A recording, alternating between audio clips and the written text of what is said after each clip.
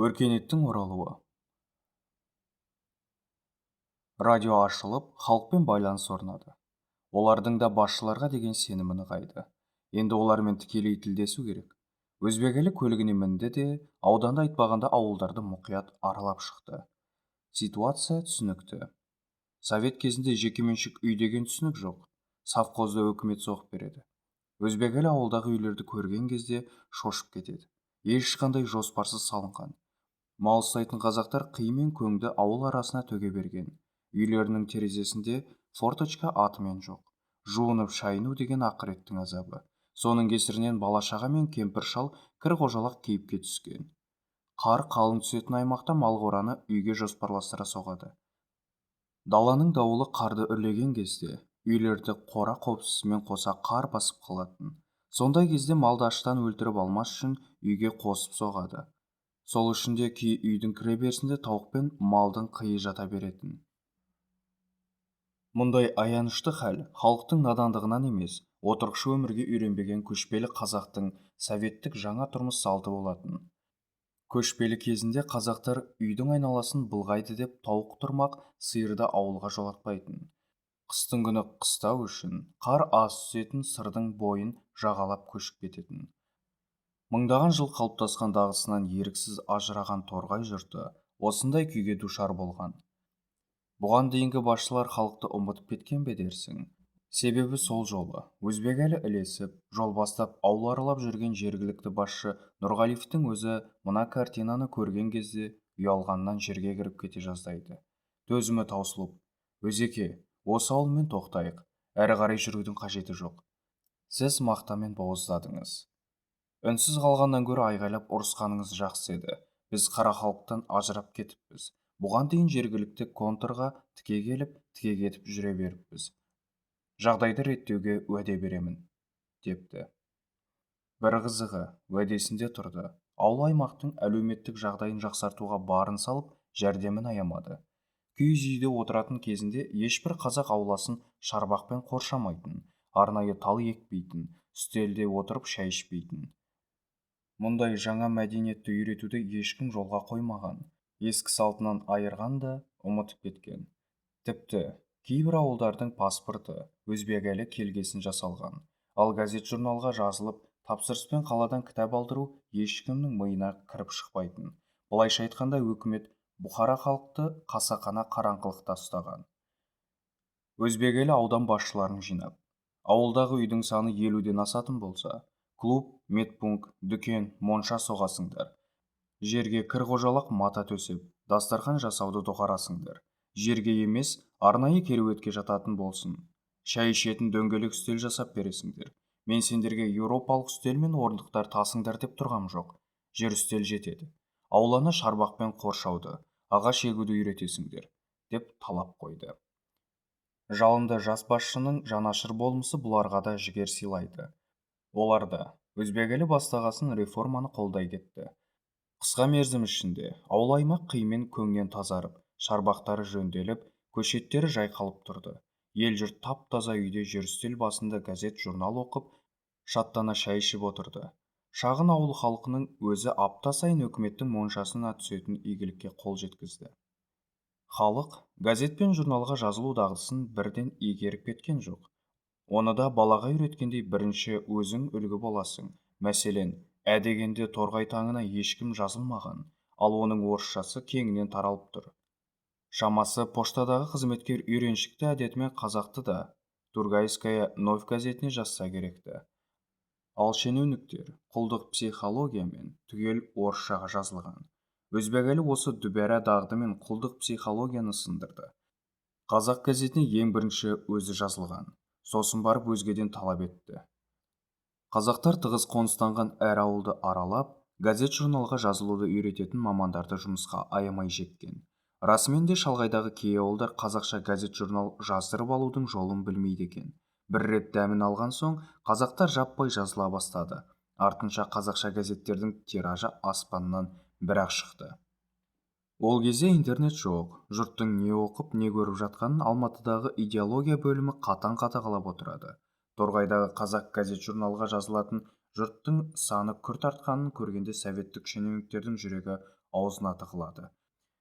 Уақытша мүлгіп кеткен Ыбырай, Ахмет, Міржақыптардың рухы қайта тіріліп кететіндей үрейленеді.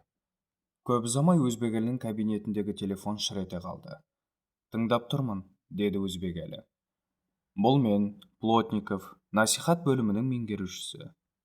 Алматыдан соғып тұрмын. Шаруаңызды айта беріңіз. Не мәселе?» «Торғайда қазақша басылымға жазылатын жұрттың саны неге көбейіп кетті?» «Бұған не, сіздердің жүректеріңіз ауырып тұр ма?» «Жоқ, бұрын орыс тілді басылымдарға көп жазылатын еді». «Сонда орыс газеттеріне жазылушылардың бәрін қазақшаға әдейі бұрып жатыр деп ойлайсыз ба?» деп қарсы сұрақ қояды. «Жоқ, әрине олай ойламаймыз. Сөз саптауыңызға қарағанда іс төркіні солай сияқты. Өзіңіз білесіз, егер күштеп бұйрықпен жаздырсам, ондай хабар сіздерге сол күні-ақ жетер еді. Бірақ ауыл-ауылды аралап насихат жүргізгенім рас. Келіп көрем десеңіз, мархабат. Қандай да бір заң бұзылса, айтыңыз». «Жоқ, әншейін сұрап жатқаным ғой. Сен дұрыс түсін.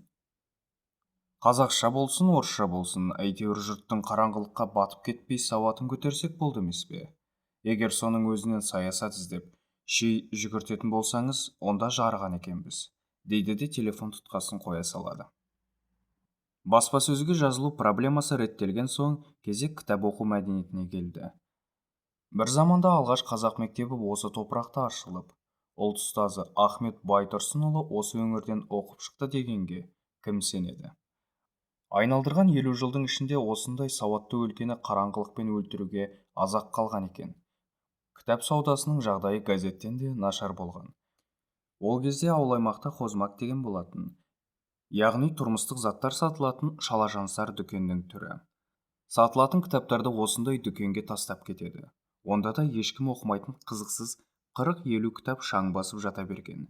Бірақ басшылар халыққа кітап жеткізіп жатырмыз деп өтірік ақпар беріп отырады. Оны тексеруге ықыласты басшылық жоқ. Бұдан бөлек, жұртты келек еткен сияқты этикаға жатпайтын қадамдарға барған. Яғни 100% қазақ қоныстанған 2 ауданға жіберілген кітаптың 80% орыс тілінде.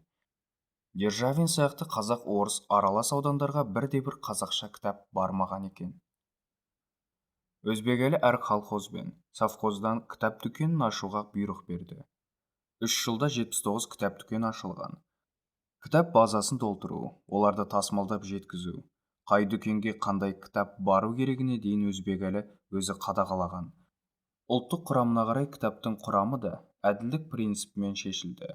Торғай өңірі 3 жылдың ішінде кітап оқудан өзге облыстарға жетіп алды.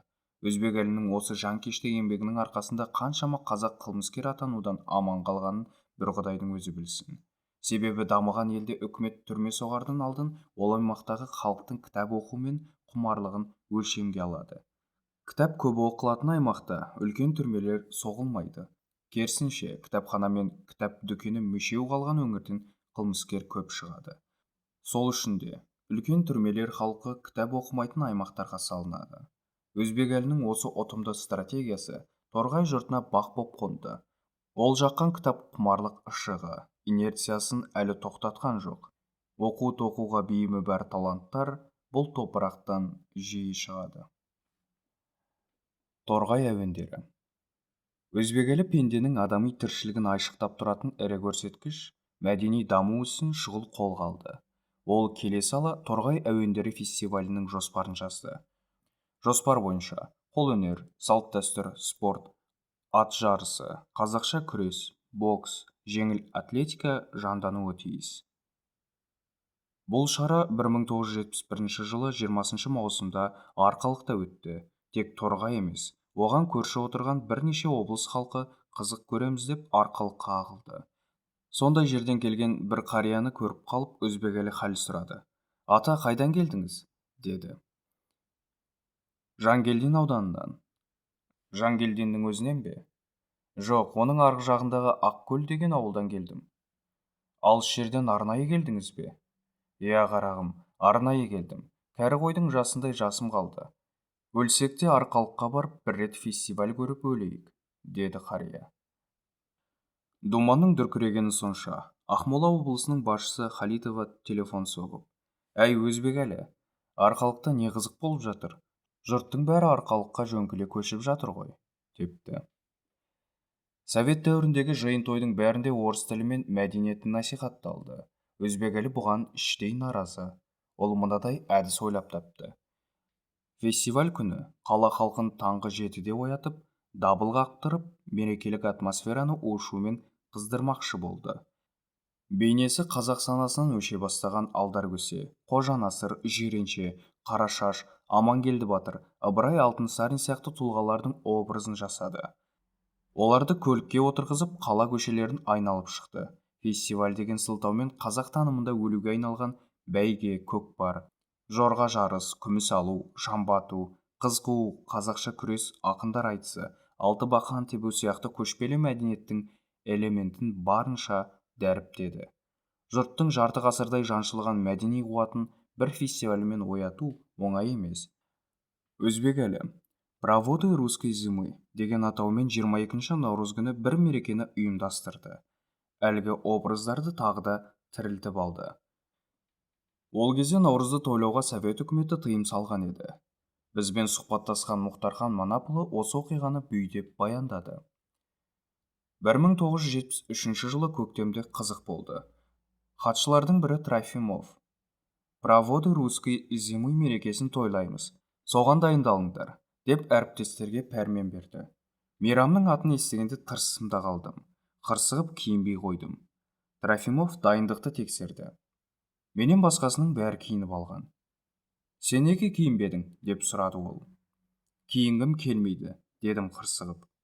«Не үшін?» «Мейрамның аты ұнамайды». «Несі ұнамайды?» «Қазақ даласында отырып орыстың қысын тойлау деген не масқара? Сонда не қазақтың қысын шығарып салса болмай ма?» дедім. Мұның алдында Мәскеуде оқып жүргенде жас тұлпар ұйымына мүше болып, ұлттық иммунитетім күшейіп кеткен. Орыстан ықпаймын.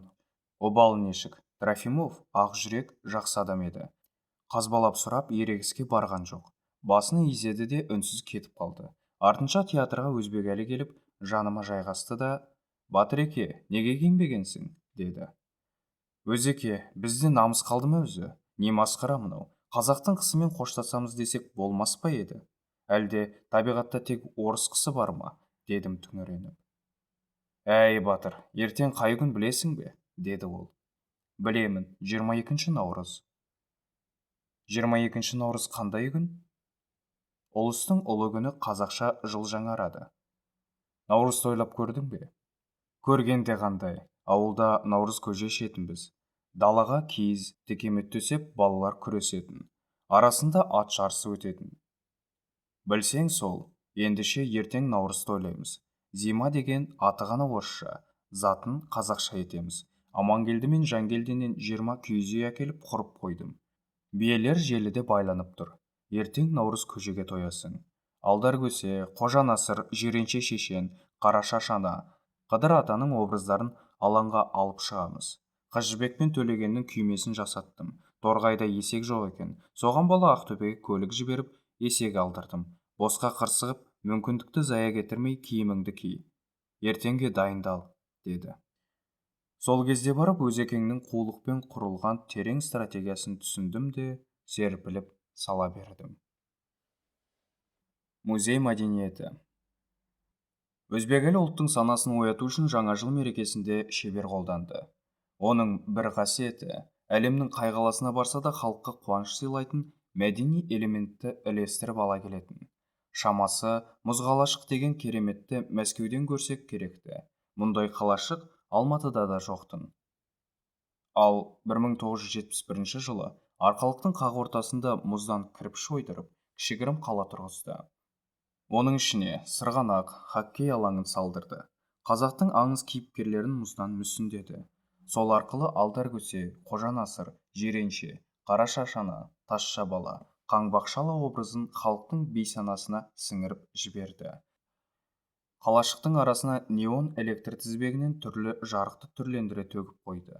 Бұл кішкентайларды ертегілер әлеміне енгізіп жіберетін мұғжизаның нағыз өзі еді. Осыдан соң балалардың бәрі сол кейіпкерлерді іздеп жүріп оқитын кітапқұмар балаға айналады.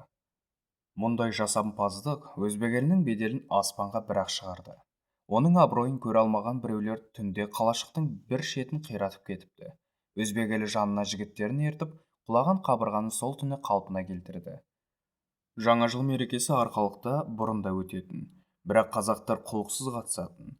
Себебі ол жерден төл мәдениетін көре алмайтын. Қазақ образдары оралған соң, олар кез келген мерекені құлшыныспен қарсы алды. Арқалықта бұрыннан басшы болып жүрген Голубенко осындай өзгерісті байқап, өзбек әліге жылы пікір білдірген. 3 жыл ішінде Арқалықта әуежай, автовокзал, теміржол вокзалы, пошта, аурухана, қонақ үй салынды. Пединститут, 2 арнаулы оқу орны, жобалау институты, филармония, драма театры, музей ашылды. Халықтың өмірге деген құштарлығы күннен күнге арта берді. 1970 жылдары Көкшетаудан музей ашуға бюджеттен қаржы бөлінген, бірақ музей жабдықтары дайын емес еді. Өзбек елі шебер дипломатияның арқасында сол музейдің қаржысын Арқалыққа бөлгізді. Қаржы табылып, ұзын жіп күрмеуге келген соң еркін қимылдады. Бұрынғы аудандық партия комитетінің ғимаратынан музей жасамақ болды. Әрине, музей ашу оңай емес. Өзбек елінің тәжірибесі де жоқ. Нартәуекел ердің ісі, деп кірісіп кетті. Мәскеудегі шенеунік достарына шығып, Ресейдегі музей ісінің майталман мамандарын арқалық қалдырды. Олардың жағдайын жасады да мұражайға жекті. Өзі 2 күннің бірінде қазақтар тығыз қоныстанған аудандарға іссапарға шығып, экспонат іздеді. Жүрген жерінде жәдігерді түйсікпен сезетін рухани дертке шалдықты. Оны мына оқиғадан білуге болады. Бірде өзбек елі ауыл аралап жүріп, бір шопанның үйіне келеді. Қойшы оны қонақ етіп ас берді. Астан соң ескінің салтымен «Не бұйымтайың бар?» деп сұрады. Есік алдында жатқан не ыдыс? Деп сұрады өзбек елі. Итке тамақ құйып жүрген ит аяғымыз, деді шопанның әйелі. Ит аяқ болса, иттің егесі сіз ғой. Маған сол ит аяқты беріңіз. Арқалыққа ала кетейін, деді өтініп. Бұған шопан да, әйелі де өзбек елінің жанында жүрген шабармандары да таң қалды. Обкомның хатшысы ит аяқ сұраған нес? Деп бір-бірінен сыбырлап сұрап жатты. Сөйтсе, әлгі ит аяқ 19 ғасырда ағаштан ойып жасалған құнды астау екен. Оны ешкім білмеген. Өзбек елі ғана айналасын бағып жүріп, ит аяққа көзі түсіп, жәдігерді тани кеткен. Осылайша қадірсіз ит аяқ бір аптадан соң музейдегі қымбат жәдігерге айналып шыға келді. Торғайдағы музейдің тағы бір қадірлі жәдігері 19 ғасыр аяғында жасалған асадал мен ағаш төсек. Оны жасаған шебердің аты белгісіз. Бірақ нағыз өнер туындысы дерсің. Ою өрнегі философияға тұнып тұр. Бұл екеуінде музейге алдыру қиынға соқты. Мүліктің иесі жесір әйел екен. Сұрап келгендерге ауыр сөз айтып, бос қайтарыпты. Болмағасын өзбек елінің өзі барды. Әйел жылап тұрып, айыпқа бұйырмаңыз. Қадірлі шалым бұл төсекте 47 жыл жатқан еді. 5 жыл бұрын дүние салды. Оның көзіндей болған төсекті қалай қиып беремін? Бірақ сен ел үшін деген азаматсың. Қолыңды қайтаруға ұялып отырмын. Төсекті берейін. Орнына дүкеннен шкаф пен төсек алып беріңдер, деді. Өзбек елі бірден келісті. Келіскені сол, әйел айнып кетеме деп, үйден шықпай тұрып қаладан су жаңа төсек пен шкаф алдырды. Оны жеткізген көлікке асадал мен ескі төсекті тиеп музейге жөнелді. Содан кейін әлгі әйел жылына 2 рет музейге келіп, асадалы мен шалының төсегіне телміре көз салып, сағынышын басып тұрады екен. Бір күні өзбек елі күміспен күптеліп, алтынмен апталған кісе белбеу жайлы ақпарат естіді. Ол бұйымды бір молда марқұмға Құран хатым түсіріп беріп, ақысына алып кеткен екен. Хабар жеткен бойда молданы іздеу операциясы басталды. 3 жылдан кейін ғана оның Қайыңды совхозында тұратыны анықталды. Белбеуді айырбастау үшін молда мен музей арасында сауда жүрді. Кісе белбеудің құнына ақша, құлынды бие, мотоцикл, тіпті сол заманның үлкен байлығы москвич көлігінде ұсынды. Молда келіспеді. Бірақ музей қызметкерлері де әбден әккі болып алған. Олар әкесі жоқта баласын көндіріп, кісе белбеуді саудалап әкетеді. Жәдігер қолға түсті деген қуанышты хабар жетісімен өзбек елі енді сақ болыңдар, белбеу қолдан шығып кетпесін деп қатаң тапсырды. Молдада алған бетінен қайтпайтын қайсар кісі екен. Белбеуді іздеп арқалыққа келді. Аузының дуасы бар ма, әлде әруағы үстем түсті ме, марқұмның көзі еді. Ең болмаса, ел жұртына бір көрсетіп қоштастырып келейін деп, музей басшысын сендірді де белбеуді алып тайып тұрды. Молдекең сол кеткеннен мол кетті. Осылайша өзбек елі сол жәдігерден айырылып қалды. Бұл текетіресті даниялық ойшыл Серонның мына пікірін оқысаңыз, тез түсінесіз. Тіршілікті қалай терең һәм дұрыс бағамдаймыз. Ол үшін өткен тарихқа үңілу керек. Сосын барып келешекке батыл қадам жаса. Совет заманында қазақты адам қылған орыс, Ленин келіп көзін ашқан, оған дейін бет алды көшіп жүрген сауатсыз жабайы тайпа болған дейтін идеологиядан құлақ тұнатын. Ал ескі қазақтың соңғы тұяғын көріп, сөзін тыңдаған молдалар, қара жаяу біреу емес. Оларда өткеннің өсиетін, ескінің кітабын, Ыбырай оқытқан шәкірттерді көзбен көрген біреу болса таң қалмаңыз. Алаш арыстары осыдан 35-ақ жыл бұрын атылып кеткен. 1970 жылы өмір сүрген қарттар сол тарихтың бәрін бастан өткерген. Сондықтан советтің сөзіне илана қоймады. Олар үшін қазақ руханиятын еске салатын кез келген жәдігер киелі әлемнің қайнағындай көрінеді. Сондықтан әлгі молда өзбек еліне авторитет санамаса керекті. Дәл осындай психологиялық ахуал өзбек елінің де болмысында қайнап жатыр. Өзі тарихшы, көшпелі өркениеттің оңғыл-шұңғылын терең біледі. Этнографиямен айналысып, ұсақ-түйек ою-өрнектің символдық мәнін ұғынуға барын салып жүр. Қазақ мәдениетін терең түсінген сайын оны әлемге танытсам деген дерті тыныш отырғызбайды. Халықтың тарихи танымын оңай оятатын құралдардың бірі музей. Музейге барған қазақтар тарихи жадын тез тірілтіп, орыс көрсе төменшіктеп тұратын бейшара психологиядан арылатынын өзбек елі жақсы түсінді. Сол үшін де оймақтай жәдігерді қалаған бағасына сатып алуға дайын еді. Мысалы, оның молдаға ұсынған москвич көлігі 1970 жылдары совет адам үшін өңі түгіл түсіне кірмес байлық. Ақшаң болса да оны сатып ала алмайсың. Көлікті соғыс ардагерлеріне ғана кезекпен сатады. Сол кезектің өзін кемі 5 жыл күтесің. Қазіргі заманға шақсақ, әлгі күміс бұйымды Lexus көлігінің ең соңғы маркасына айырбастаған сияқты нәрсе. Ал молданы дүние қоңыз деп тағы айыптай алмайсың. Себебі кеңес заманда кез келген жәдігерді қара базарға да шығару мүмкін емес. Сатуға тырыссаң, спекулянт деп соттап жібереді. Сондықтан молда да ол белдікті басқа жерде сата алмайды. Аудио кітабы ұнаса, пікір жазып, арнаға тіркеліп, лүпіл баса кетіңіз. Рахмет.